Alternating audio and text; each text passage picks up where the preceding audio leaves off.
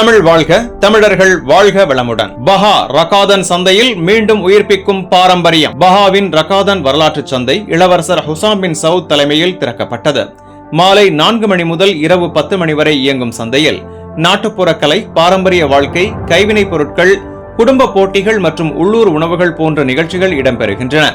இச்சந்தை பாரம்பரிய சுற்றுலாவை ஊக்குவிக்கும் கலாச்சார தளமாக செயல்படுகிறது.